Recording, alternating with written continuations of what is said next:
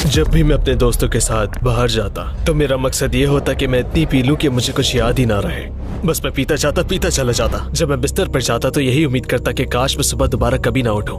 मुझे जिंदगी का कोई मकसद नजर नहीं आता था। अगर जिंदगी यही है तो इस खेल को बंद करो और सब खत्म करो। मैं इसका हिस्सा नहीं बनना चाहता। मजहब इस मसले का हल नहीं था। अस्सलाम वालेकुम दोस्तों, मेरा नाम है शारिफ खान। आज हमारे साथ एक ऐसे भाई मौजूद हैं जो पहले गैर मुस्लिम थे, अल्हम्दुलिल्लाह कलमा पढ़कर मुसलमान हो चुके हैं। मुसलमान इस वजह से हुए हैं कि इनकी वालिदा की बहुत दर्दनाक तरीके से मौत हुई थी, इनकी आंखों के सामने हुई थी। उस घटना ने इन्हें झंझोड़ करके रख दिया था। इस्लाम लाने के बाद मुकम्मल ईमान में दाखिल हो गए। अपनी कहानी आपको बताने आए हैं ताकि इनकी जिंदगी से आप लोग कुछ सीख सकें। ईमान अल्लाह तबारक व तआला जब किसी के दिल के अंदर भर देता है तो उसकी जिंदगी कैसे पलट जाती है। ईमान में दाखिल होने से पहले बहुत ज्यादा शराब वगैरह पिया करते थे, लेकिन जब से ईमान में दाखिल हुए हैं सारे काम छोड़ दिए हैं बुरे इन्होंने, और अब अच्छे कामों की तरफ रुजू हो गए। तो मैं ज्यादा बातें नहीं करूंगा, भाई से ही बात करते हैं, ये खुद ही आपको बताएंगे। अगर अपनी जिंदगी का एक्सपीरियंस आपके साथ शेयर करने आए हैं तो आपकी जिम्मेदारी बनती है कि इनकी बात को आप सुनें, और अल्लाह तबारक व ताला ने जैसे इनको सलाहियतें दी, तमाम बुराइयों से दूर कर दिया। अल्लाह तबारक व ताला आपको भी बुराई करे, क्योंकि जिंदगी बहुत छोटी है, बहुत छोटी जिंदगी है। इस बात का एहसास आपको आज नहीं होगा। जब आप 60 साल से ऊपर जाएंगे तो हर दिन आपको ये महसूस होगा कि मैंने पिछली जिंदगी में क्या किया। फिलहाल ज्यादा बातें नहीं कर रहा हूं मैं, इनकी बात सुनते हैं और ध्यान से इनकी बात को आप सुनना। मेरा बुनियादी ताल्लुक स्वीडन से है। वहीं पैदा हुआ पला बड़ा। दर हकीकत मेरी परवरिश एक एथिस्ट के तौर पर हुई थी। फिर जिंदगी के एक मोड़ पर मैंने एक ऐसा इंसान खो दिया जिससे मुझे बहुत मोहब्बत थी। मुझे उस वाक़ये ने जगा दिया और आखिरकार वही चीज मुझे दीन इस्लाम की तरफ ले आई। इस्लाम से पहले आपकी जिंदगी कैसी थी? क्या आप हमें उन दिनों में ले जा सकते हैं? मेरे लिए वो जिंदगी के बदलाव का दौर था। मेरी उम्र तकरीबन 11 या 12 साल थी। यानी जब मैं लड़कपन की उम्र में कदम रख रहा था तब मेरे वालिदैन के दरमियान तलाक हो गई। वो मेरे लिए एक अहम मोड़ था, क्योंकि अब मैं अपनी वालिदा के साथ रह रहा था और मेरे अब्बू जा चुके थे। जिंदगी का सारा इस्तेकाम खत्म हो चुका था। एक लड़के की हैसियत से जब आपके पास कोई मर्द रोल मॉडल ना हो तो आपके अंदर कुछ टूट सा जाता है। आप अधूरापन महसूस करते हैं। गाइड करने वाला कोई नहीं होता। मुझे नहीं मालूम था अब क्या करूं, और बदकिस्मती से तलाक के बाद मेरी वालिदा की हालत बिगड़ गई। उन्होंने शराब पीना शुरू कर दी, बेहद पार्टीज करने लगी और घर में मुख्तलिफ मर्दों को लाने लगी। तसव्वुर करें, मतलब मेरा सुकून छीन चुका था। मैं घर में भी महफूज महसूस नहीं करता था। मतलब हर रोज मुख्तलिफ अजनबी लोग आते जाते थे। सब कुछ बहुत अजीब और गलत सा लगता था, और मैं भी ध्यान हटाने के लिए पार्टियां और ऐसे कामों में मगन रहने लगा। गोया ये ऐसा था जैसे मैं पहले अंधेरे में तो था, मगर अंधेरे की भी मुख्तलिफ गहराइयां और मुख्तलिफ दर्जे होते हैं, और यूं लगता था जैसे मैं एक गहराई से मजीद निचली गहराई में गिरता जा रहा हूँ। ये सिलसिला बस चलता ही जा रहा था। उस वक्त तो मुझे अंदाजा ही नहीं हुआ, मगर मैं डिप्रेशन में था, शदीद डिप्रेशन में। और बात यहाँ तक पहुँच गई थी कि हर रात जब मैं बिस्तर में जाता तो मैं यही उम्मीद करता कि काश मैं सुबह दोबारा कभी ना उठूं। मुझे जिंदगी का कोई मकसद नजर नहीं आता था। अगर जिंदगी यही है तो इस खेल को बंद करो और सब खत्म करो। मैं इसका हिस्सा नहीं बनना चाहता। हर सुबह जागना मेरे लिए मुश्किल था। जब मैं हाई स्कूल में था तो मेरे आखिरी साल में मेरी वालिदा की मुलाकात किसी दूसरे शहर के आदमी से हुई, और उन्होंने मेरी बहन के साथ वहाँ शिफ्ट होने का फैसला कर लिया। उन्होंने मुझे भी साथ चलने का ऑप्शन दिया, लेकिन वो मेरा आखिरी साल था। अगर मैं वहाँ जाता तो मुझे सब कुछ नए सिरे से शुरू करना पड़ता। और याद रहे, मुझे अकेले रहने से नफरत थी। मेरे पास कोई नहीं था, बस मैं था और मेरी बिल्ली। और मुझे अपने बिल खुद अदा करने होते थे। स्कूल में था, 3 नौकरियां भी कर रहा था। वो वक्त वाकई बहुत मुश्किल था। जब भी मैं अपने दोस्तों के साथ बाहर जाता तो बगैर शराब पिए, और मेरा मकसद ये था कि इतनी ज्यादा पी लूं कि मुझे कुछ याद ही ना रहे। बस तब यही मेरा मकसद था। मैं बस पीता जाता और पीता चला जाता। जब मेरी पढ़ाई खत्म हुई तो मैंने फुल टाइम से भी ज्यादा काम करना शुरू कर दिया ताकि बस मेरा ध्यान बटा रहे। फिर मुझे मामू का अचानक फोन आया और उन्होंने कहा कि तुम्हारी अम्मी अस्पताल में है और सीरियस कंडीशन है। बहुत अजीब एहसास था, समझ नहीं आ रहा था क्या महसूस करूं। जाहिर है मैं बहुत फिक्रमंद था, क्योंकि बहरहाल वो मेरी माँ थी और मैं उनसे प्यार करता था। लेकिन हमारे उस माजी की वजह से सब कुछ बहुत उलझा हुआ था। और एक बात जो मेरे जहन में बार बार आ रही थी वो ये कि काश मुझे उनसे बात करने का थोड़ा और वक्त मिल जाए। बहुत से मसाइल थे जिन्हें हमें सुलझाना था, उनसे बहुत सी बातें कहनी थी। राइट। और हम वहां पहुंचे। मैं, मेरी नानी, मेरे मामू और उनकी बीवी, हम गाड़ी में पहुंचे और वो कोमे में जा चुकी थी। वो अस्पताल के बिस्तर पर पड़ी हुई थी। वो ख्वाब जैसा मंजर था। और फिर डॉक्टर अंदर आया और कहा कि अब हम कुछ नहीं कर सकते। मुझे याद है मैंने उनका हाथ थामा था और वो ठंडा पड़ चुका था। ये बहुत ही, एक एथियस्ट के तौर पर ये बहुत मुश्किल होता है, या जब आप मौत के करीब ना हो ये कह देना बहुत ही आसान होता है कि कुछ नहीं, मौत के बाद कुछ नहीं है, राइट? आप बस मर जाते हैं और किस्सा खत्म। मगर तब इस बात पर यकीन करना मुश्किल होता है जब आप अपनी वालदा के सामने हो जो अमली तौर पर मर चुकी हैं। आप समझ सकते हैं मेरे दिमाग में कितनी तजाद भरी बातें भर चुकी थी, राइट? वो सब बातें जो मैं उनसे कहना चाहता था, मुझे उन पर गुस्सा भी था, साथ ही उन्हें खो देने का अफसोस भी। एक ही वक्त में मेरे अंदर कई मुतज़ाद एहसास थे। और फिर हार्ट मॉनिटर की लाइन बिल्कुल सीधी हो गई और मैं इंतहाई उदास था, यानी मैं वाकई। और ये अजीब बात थी क्योंकि मुझे नहीं मालूम था, सुनने में अजीब है लेकिन मुझे अंदाजा नहीं था मैं उनसे इतनी मोहब्बत करता था you know? और शायद इस वाकये ने मुझे शिद्दत से याद दिलाया कि मौत किस कदर करीब है। जब आपका कोई प्यारा बहुत बूढ़ा हो और वो इस दुनिया से रुखसत कर जाए तो ये बात एक हद तक समझ आती है कि उन्होंने अच्छी जिंदगी गुजारी, मगर वो महज 41 साल की थी और उन्हें शराब नोशी का मसला था, जुए की लत थी।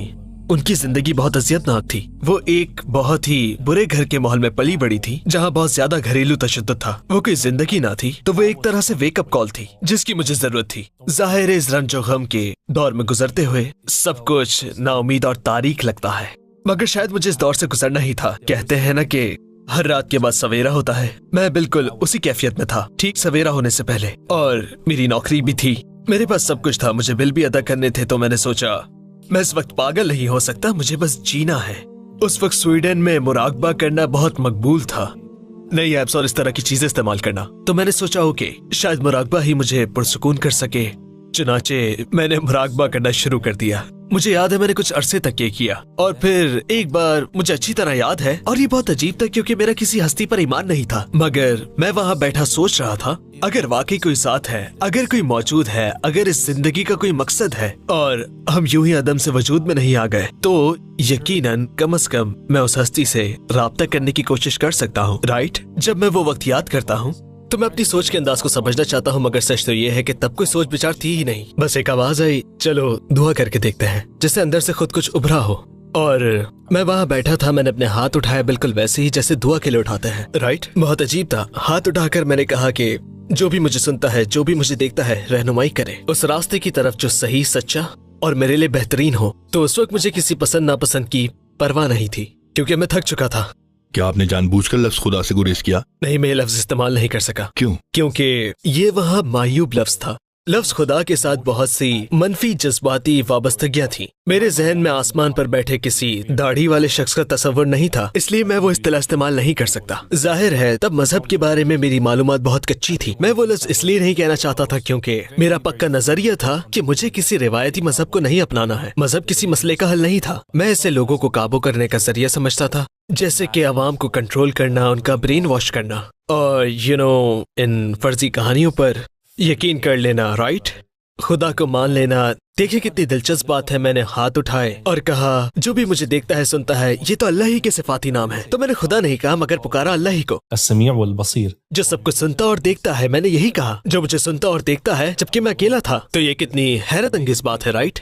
खैर फौरन कुछ नहीं हुआ, तब्दीली का अमल तो शुरू हो गया था, मगर मैं सोच रहा था जैसे कुछ अचानक सामने जाहिर हो जाएगा, जैसे बंदा किसी गैबी इशारे या मुआवजे की उम्मीद रखता है, मगर कुछ नहीं हुआ। मैं उस वक्त 2 नौकरियां कर रहा था। एक तो मैं म्यूजिक प्रोड्यूसर था और साथ ही एक केयर टेकर के तौर पर काम कर रहा था। तो अजीब बात देखिए कि म्यूजिक के काम में मेरा एक साथी मुसलमान था, एक अल्बेनियन, और हम पार्टियां और इस तरह के काम करते थे। वो सिर्फ नाम का मुसलमान था। और दूसरी तरफ मेरी उस केयर टेकर वाली नौकरी में वो फैमिली जिसके लिए मैं काम करता था वो कट्टर ईसाई थी, मजहब में डूबी हुई। और ऐसा शायद ही होता। उस दुआ से पहले जब मैं नौकरी पर होता था तो मैं सोचता था कि ये जो मर्जी करे, मुझे क्या परवाह। मगर अब मैंने सोचा कि क्यों ना अपने जहन को खुला रखूं, सच्चाई के दरवाजे खुद पर फौरन बंद ना करूं, सवाल पूछना शुरू करता हूं। अगर कुछ अच्छा ना लगा तो मैं सवाल करूंगा। चुनाचे मैंने उन ईसाइयों से सवालात करना शुरू कर दिए, जैसे खुदा कौन है, हम यहाँ क्यों हैं, राइट? और यही कुछ मैंने अपने मुसलमान दोस्त से भी पूछा। उस मुस्लिम दोस्त के बारे में मैं एक बात बताना भूल गया। मेरी उस दुआ के बाद, मेरी उस पुकार के फौरन बाद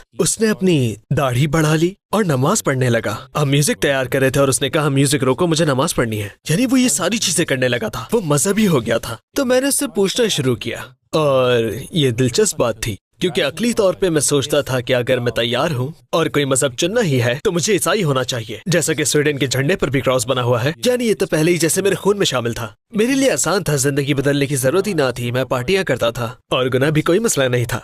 तब मैं यही सोचता था, राइट, ये इस तरह था कि अगर मुझे कुछ बनना ही था तो मैं ईसाई बनना चाहता था। मगर जब भी मैं उनसे बुनियादी अकीदे का पूछता कि खुदा कौन है तो बात मेरे पल्ले ना पड़ती, मुझे समझ ही ना आता। वजह ये थी कि मैं जिस शख्स से भी पूछता अलग जवाब मिलता। मैं सोचता कि अगर ये सच्चा मजहब है तो जवाब भी एक होना चाहिए, जैसे एक और एक दो होते हैं और कल भी दो ही रहेंगे। किसी से भी पूछो जवाब दो ही आएगा, मुख्तलिफ जवाबात नहीं आएंगे। मगर मुझे मुख्तलिफ जवाब मिल रहे थे और मैं एथियज्म जैसी उलझन से निकलकर किसी और उलझन में नहीं पड़ना चाहता था। जबकि मुस्लिम दोस्त से मैं इस मौजू पर बात करने से कतराता था क्योंकि मैं सोचता इस्लाम कभी नहीं, ये तो अरबों का मजहब है। अपने जुराइम पेशा मुस्लिम दोस्तों को देखकर मेरी यही समझ बनती थी। मगर मैंने उससे पूछा और उसके एक सवाल के जवाब ने मेरे लिए सब कुछ बदल दिया। खुदा कौन है? मेरे पास ऐसे 3 सवालात थे और ये बड़े दिलचस्प सवाल हैं क्योंकि ये वही 3 सवाल हैं जो आपको सच्चाई की तरफ ले जाते हैं। हम कहाँ से आए हैं, हमें कहाँ जाना है और हम यहाँ क्या कर रहे हैं। ये 3 सवाल, राइट? और यकीन माने यही तीनों सवालात एथियज्म की बुनियादें हिला देते हैं क्योंकि एथियज्म के पास इनका कोई जवाब नहीं है और ये हमारी जिंदगी के सबसे ज्यादा अहम सवालात हैं। इसलिए जब आप ये सवाल नहीं उठाते और आपके पास इनके जवाब मौजूद नहीं होते तो अंदर से खालीपन महसूस होना लाजमी है। मैंने उससे पूछा खुदा कौन है और उसने कहा कुरान में एक सूरत है जो इसकी वजाहत करती है, बहुत छोटी सी सूरत, सिर्फ 4 आयत की। उसने अरबी में तिलावत किया और उसका तर्जुमा सुनाया। अल्लाह एक है, वो 2, 3, 4 या 10 नहीं, बस एक है। मैंने सोचा हाँ ठीक है, ये बात समझ आती है, वो असमद है। और उसने ये समझाया कि सब उसके मोहताज हैं और वो किसी का मोहताज नहीं।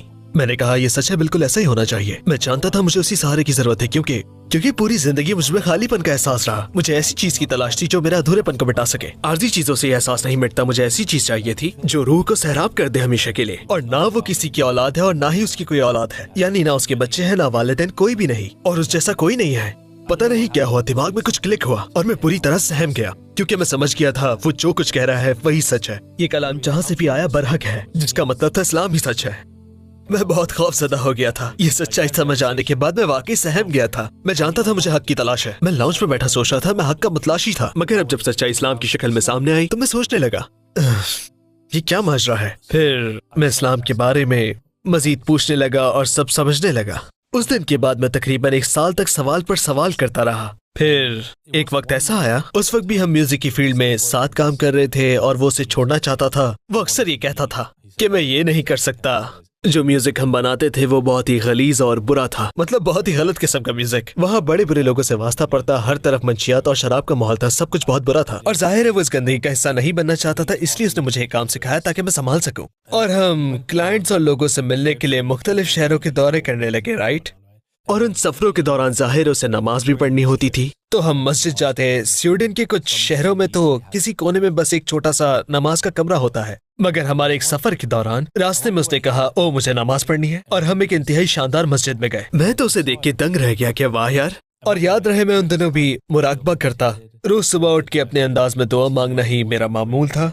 मैं अक्सर सोचता कि ये मेरा दोस्त हर वक्त इतना मुतमईन क्यों रहता है। जब भी ये मस्जिद से लौटता है तो बस उसका चेहरा नूर से चमक रहा होता है। मैंने सोचा काश मैं भी इससे महसूस कर पाऊं। तो मैंने उससे कहा, उसका नाम मंसूर है। मैंने कहा मंसूर क्या मैं भी तुम्हारे साथ मस्जिद के अंदर चल सकता हूँ, बस ये देखने के लिए कि वहाँ क्या होता है। शायद मैं भी शरीक हो जाऊँ मगर मैं मुसलमान नहीं बनूंगा। बस एक फ्री ट्रायल समझो जैसे कोई ऐप का फ्री ट्रायल डाउनलोड करता है। वो बोला कोई बात नहीं चलो। चुनाचा जब मैं मस्जिद के अंदर गया तो वो बहुत खूबसूरत थी। वो एक ऐसी मस्जिद थी जहाँ लोग बाजमात होकर नमाज पढ़ते हैं, लेकिन उस वक्त वहाँ कोई नमाज नहीं हो रही थी। वहाँ कोई भी नहीं था। मस्जिद बिल्कुल खाली थी लेकिन बहुत बड़ी थी। और फिर हम वजू खाने की तरफ बढ़े जहाँ हाथ मुंह धोते हैं।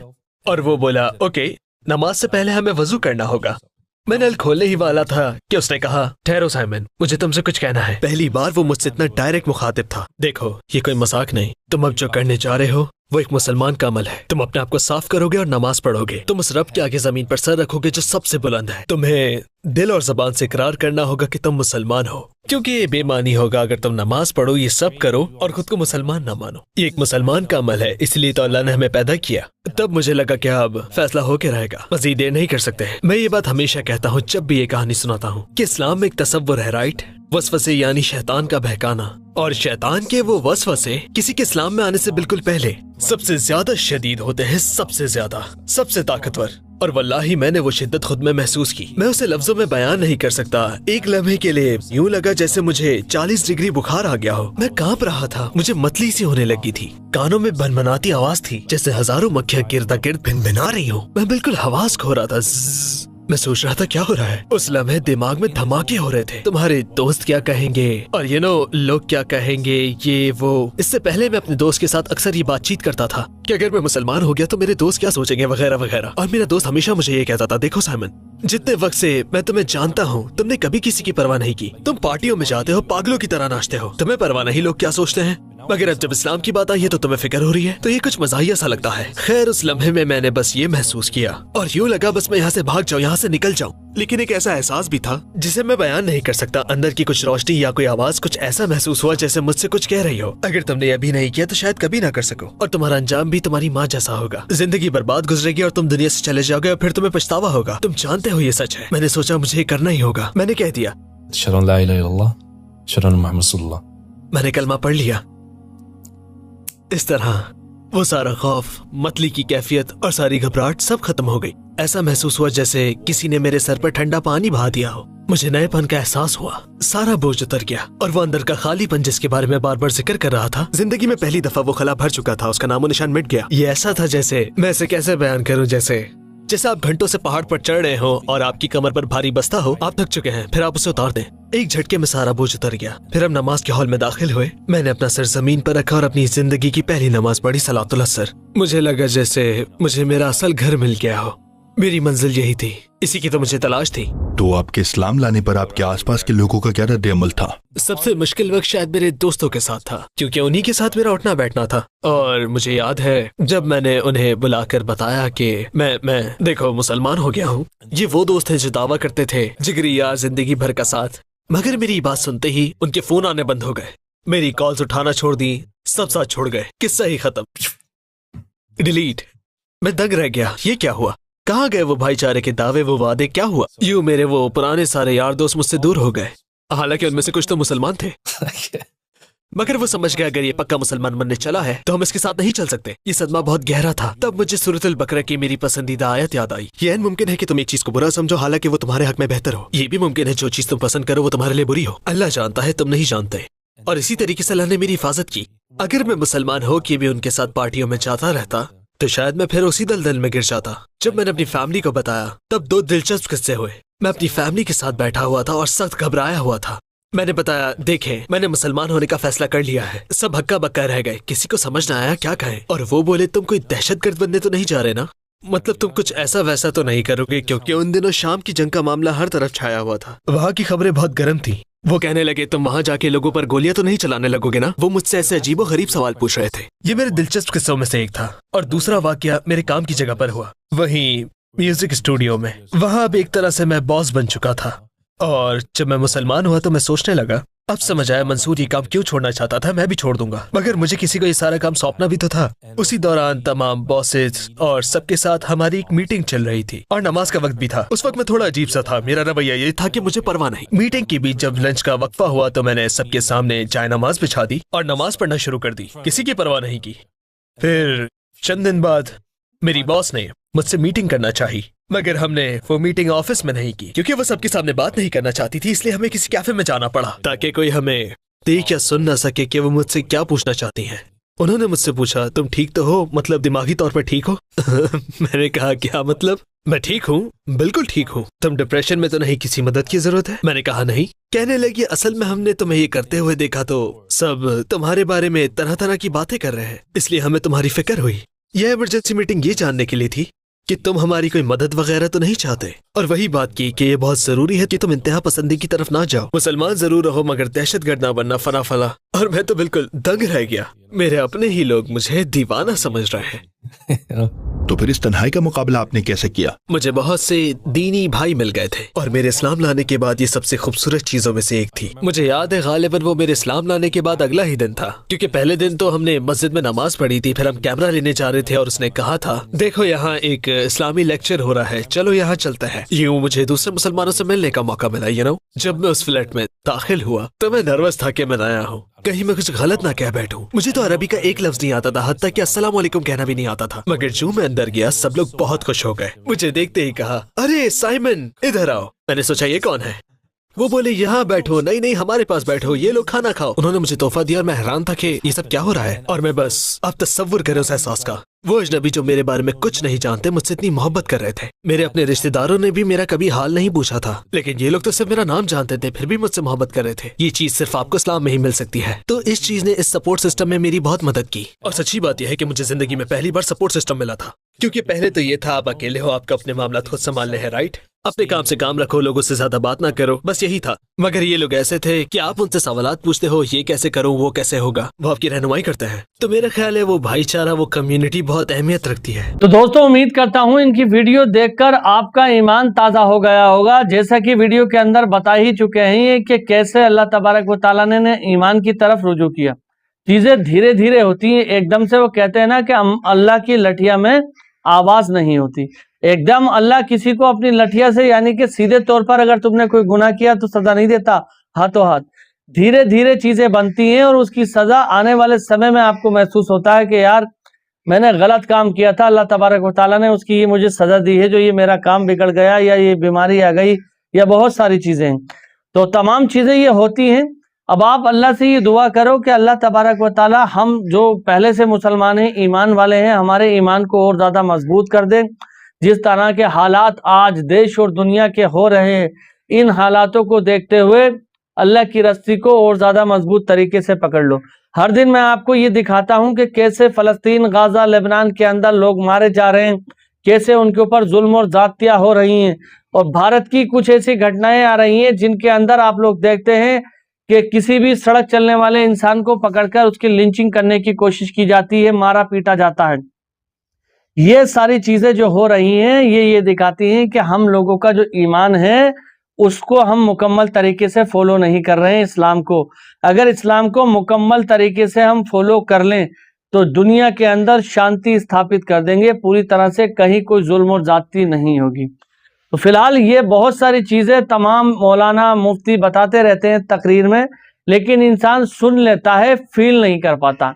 जिस दिन आप फील करोगे, अपने दिल से फीलिंग आ गई, तो आपका जो ये रुआं होता है ना, रोंगटे खड़े हो जाना जिसे बोलते हैं, तो आपके रोंगटे खड़े हो जाएंगे। इन बातों को सीरियसली लो और समझो। अगर आप हमारे चैनल पर पहली बार आए हैं तो चैनल को सब्सक्राइब करके बेल आइकन पर ऑल का बटन सेलेक्ट करना। बाकी इंशाअल्लाह ताला अगली वीडियो में मुलाकात होगी, तब तक अपने भाई को इजाजत दीजिए। खुदा हाफिज, जय हिंद, जय भारत।